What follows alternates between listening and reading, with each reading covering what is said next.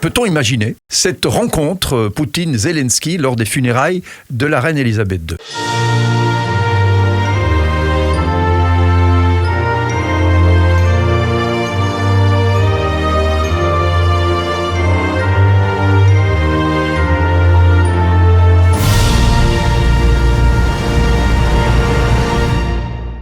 Claude Moniquet, il y a 2 jours, la reine Elisabeth II rencontrait la première ministre anglaise, la nouvelle première ministre Liz Truss, et elle nous quitte. Elle a tout connu, Elisabeth II. Elle a tout connu et vous avez raison de souligner ce point. Cette femme qui était très âgée, 96 ans, qui était en mauvaise santé, jusqu'au dernier jour, presque à la dernière heure, a rempli les devoirs de sa fonction. C'est certainement une des choses qu'on retiendra d'elle. Et ce qu'on retiendra aussi, c'est qu'en 70 ans de règne, elle a connu effectivement tout le monde. Quand elle arrive au pouvoir en 1952, les États-Unis sont dirigés par le président Harry Truman, Vincent Auriol est président français et Joseph Staline est encore le chef de l'URSS. C'est extraordinaire, en effet.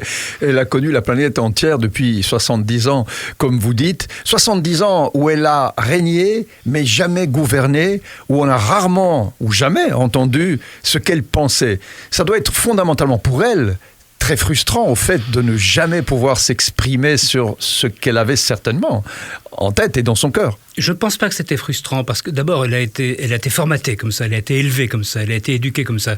D'abord, et ça nécessitait seulement un gros effort parce que Elisabeth n'était pas du tout destinée à devenir reine. Elle est devenue reine parce que son oncle Édouard VIII, pour les raisons qu'on connaît, c'est essentiellement, on a toujours parlé du mariage avec Wallis Simpson, mais essentiellement ses sympathies pro-nazis. Édouard VIII a abdiqué, a quitté le pouvoir, et donc George VI, le père d'Elisabeth, est devenu roi. Et quand il est mort en 52, c'est elle qui lui succède. Elle n'était pas formée à ça, mais malgré tout, à partir du moment où son père succède à Édouard VIII, elle a été élevée dans cette idée et dans cette devise de la famille, never complain, never explain, never complain, ne jamais s'expliquer, ne jamais se plaindre. Et en effet, elle n'a jamais quitté ce rôle extraordinaire d'être d'abord la reine d'Angleterre. Et puis quand on est la reine d'Angleterre, on est aussi la reine de 15 ou 16 autres pays et à la tête du Commonwealth qui fait 2 milliards de personnes, plus de 2 milliards de personnes. Un Commonwealth, alors la Grande-Bretagne, il faut le dire, est un des rares pays, peut-être le seul pays européen qui a réussi sa décolonisation. Autant pour la France, par exemple, ça s'est mal passé. Pour l'Italie, les petites colonies, enfin l'Éthiopie, etc., ou la Somalie, autant de pas en parler. La Belgique, le Congo, ça a été quand même très très moyen.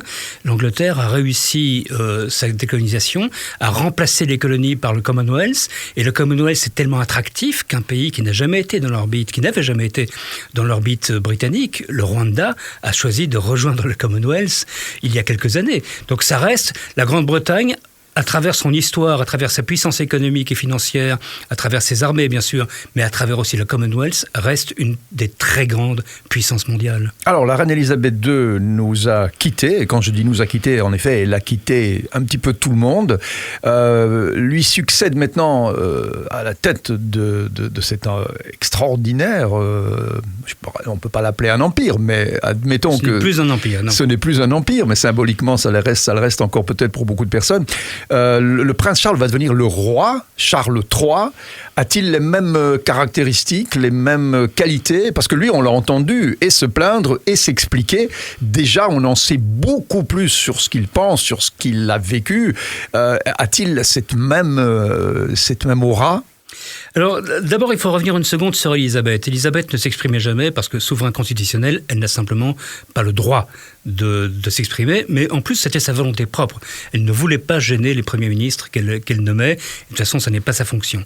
Il est très probable que dans les rendez-vous hebdomadaires, les audiences hebdomadaires qu'elle accordait à ses premiers ministres, elle devait à certains moments donner un avis ou une inflexion, dire ce qu'elle pensait. Mais ça restait dans une espèce de colloque singulier, comme on dit, qui ne sera jamais rendu public. C'est la fonction. Charles, effectivement, n'avait pas cette charge. Il était prince héritier.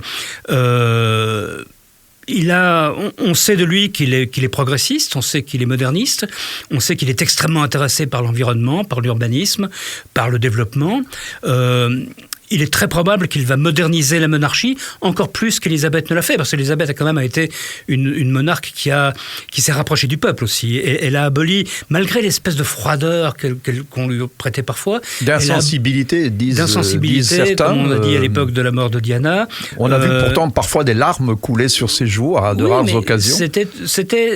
Élisabeth était une femme, était une mère, était une épouse, était une grand-mère, était une femme qui aimait les chevaux et ses chiens, ses adorables corgis, mais tout ça s'effaçait derrière son rôle. C'était la reine du Royaume-Uni et c'était sa fonction qui emportait tout.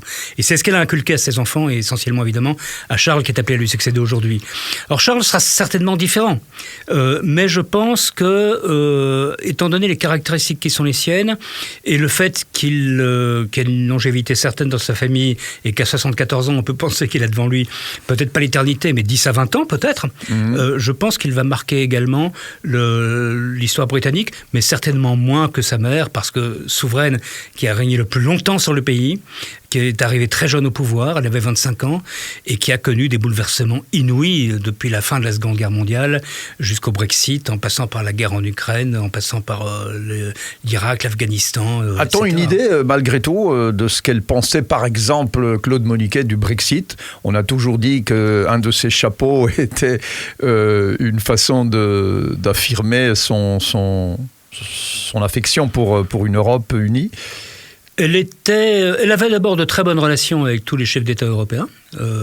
Et en premier lieu, souvent, elle était francophone. Elle parlait français. Donc, en premier lieu, souvent, avec les présidents français. Elle a eu d'excellentes relations avec tous. Non, on ne sait pas ce qu'elle pensait. On peut imaginer, on peut préjuger, on peut avancer des hypothèses, mais on ne le sait pas. Ça n'était pas son rôle. Son rôle était de régner sur un pays et de faire en sorte d'effacer les fractures sociales. Et ça, on sait qu'à l'époque de Thatcher, par exemple, de Margaret Thatcher, elle était assez énervée par certaines réformes qui ont provoqué la grève des mineurs, etc. Mais elle ne le disait pas. Mais elle aimait profondément, très certainement, elle aimait profondément son pays, et ce qui la motivait par-dessus tout, c'était le bien de son pays. Dans ce cadre, il est probable qu'elle était sans doute pas très très favorable au Brexit, qui est, je pense, une erreur historique pour la Grande-Bretagne, mais ça c'est mon avis. Le sien, je ne le connais pas. D'accord. Alors, le pouvoir d'Élisabeth II est peut-être mystérieux, et on peut peut-être imaginer, et ça c'est une question que je dois vous poser, pouvez-vous imaginer que la mort d'Élisabeth II va réunir lors de ses funérailles et Vladimir Poutine et Zelensky, qui tous les deux, évidemment, ont marqué leur admiration face à la reine. Donc, peut-on imaginer cette rencontre Poutine-Zelensky lors des funérailles de la reine Élisabeth II ? C'est très difficile à imaginer. D'abord, il est très difficile d'imaginer que Vladimir Poutine déjà soit invité aux funérailles, et deuxièmement, soit s'y rendre, pour des raisons évidentes. La Grande-Bretagne est l'un des principaux soutiens à l'Ukraine. Zelensky sera probablement, certainement invité. Est-ce qu'il se rendra en Grande-Bretagne ? Ça n'est pas évident, parce qu'il n'a pas quitté son pays depuis le début de la guerre, depuis le 24 février, et c'est un choix politique fondamental. Maintenant, il est clair que la présence de Zelensky en Grande-Bretagne aux funérailles de la reine aurait une signification symbolique et politique énorme. Donc peut-être que nous le verrons, mais je ne parierai quand même pas là-dessus. Mais c'est possible. Zelensky, c'est possible. Poutine, c'est très, très, très improbable. Est-ce que ce serait quand même quelque part une espèce de signe que le pouvoir, l'aura qu'avait Élisabeth II pourrait aller au-delà de sa vie ? Est-ce qu'elle ne va pas justement rester comme un personnage tellement important qu'il est peut-être le personnage le plus important du XXe siècle ? Alors, je ne sais pas si c'est le personnage le plus important du XXe siècle. Je mettrais d'abord Churchill, par exemple. Churchill, qui était un petit peu son père spirituel, dit-on. Alors, Churchill était un vieux Premier ministre quand elle est arrivée au pouvoir en 1952. Et elle avait un immense respect pour Winston Churchill. Il est très probable, effectivement, qu'il a eu une grande influence sur elle dans les premières années, ses premiers pas de monarque. Et il avait aussi un côté très paternaliste par rapport à elle, parce qu'elle pouvait être sa fille, voire sa petite-fille. Certainement sa petite-fille. Et aussi parce qu'il était un ami de son père. Et parce qu'il était un ami, il avait été un ami de son oncle, Édouard VIII, un grand ami. Il avait été un ami de son père, alors que la relation entre George VI et Churchill au début était loin d'être évidente. Mais George VI a choisi au début, en 1940, il a compris que c'était Churchill qui allait sauver l'Angleterre et il l'a totalement soutenu pendant toute la durée de la guerre. Il y avait une relation très forte entre ces deux hommes, et puis il y avait fondamentalement une relation extrêmement forte entre Churchill et la monarchie, et l'idée de la monarchie. Churchill était un homme du 19e siècle totalement inscrit dans cette longue histoire britannique, comme quelques années plus tard, parce qu'il n'était pas du 19e siècle, comme Élisabeth II l'a été. Ce sont des gens qui sont profondément imprégnés par leur histoire. Elle restera, bien sûr, elle restera dans l'histoire, elle restera avec une image contrastée. Je pense que les choses un peu négatives qu'on a pu dire, ça fera droit et tout, s'estomperont. On retiendra cette grande chef d'État, aussi, non seulement la reine qui a régné le plus longtemps, mais aussi le chef d'État d'une démocratie qui a dirigé son pays, qui a gouverné, qui a régné sur son pays le plus longtemps possible. Et puis le reste, elle était aussi porteuse de cet humour britannique. Rappelez-vous deux choses extraordinaires quand même. Rappelez-vous les Jeux Olympiques de 2012, le saut en parachute. La séquence filmée avec Daniel Craig et les Gorgis, le saut en parachute au-dessus du stade olympique. Elle fait semblant de sauter en parachute. Bien sûr, c'est pas elle, mais elle se prête à tout le film. Bien sûr. Elle est un personnage du film, elle est le personnage central du film. Et puis son célèbre tea time avec l'ours Paddington, dans lequel elle va sortir ses tartines, ses sandwichs à la marmelade de son sac.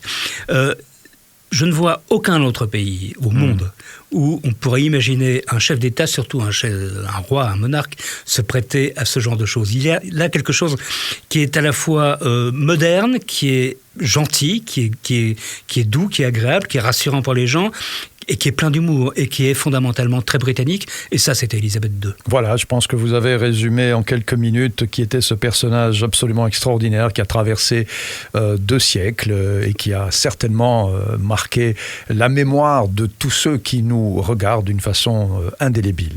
Et qui, jusqu'au dernier moment, 2 jours avant sa mort, remplissait encore les charges de sa fonction.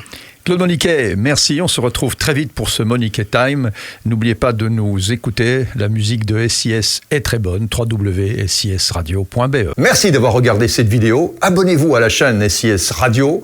Lâchez votre pouce bleu. Activez la clochette pour être notifié lors des prochaines vidéos. Et laissez-nous vos commentaires. On adore ça.